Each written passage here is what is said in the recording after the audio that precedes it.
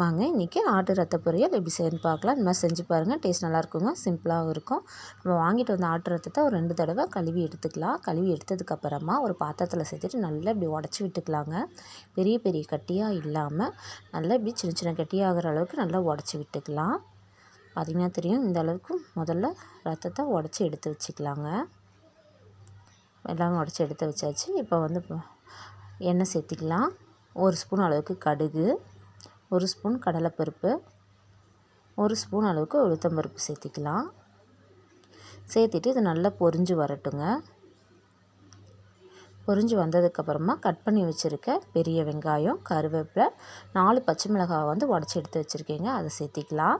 நீங்கள் பெரிய வெங்காயத்துக்கு பதிலாக சின்ன வெங்காயம் கூட சேர்த்திக்கலாம். டேஸ்ட் நல்லாயிருக்குங்க. இப்போ வந்து இதை நல்லா வதக்கி விட்டுக்கலாம்.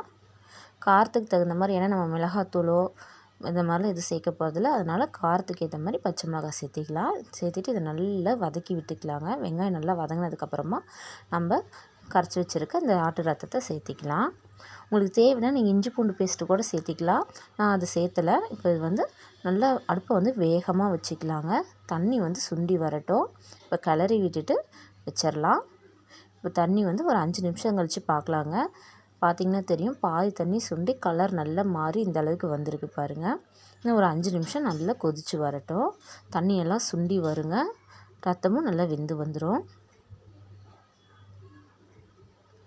பார்த்திங்கன்னா தெரியும், இன்னும் ஒரு 5 நிமிஷம் கழித்து பாருங்கள். அடுப்பை வந்து வேகமாக தான் வச்சுருந்தேன். நல்லா தண்ணி சுண்டி வந்துருச்சுங்க. கை நிறைய தேங்காய் சேர்த்திக்கலாங்க. துருவன தேங்காய் சேர்த்திக்கலாம். இது வந்து ஒரு அரை மூடி அளவுக்கு தேங்காய்ங்க. சேர்த்துட்டு இதை நல்லா கிளறி விட்டுக்கலாங்க. எனக்கு செய்ய தெரியாது, ரத்த பொரியல்லாம் செய்ய தெரியாதுங்கிறவங்க கூட இந்த மாதிரி சிம்பிளாக செஞ்சு பாருங்கள். டேஸ்ட் ரொம்ப நல்லாயிருக்குங்க.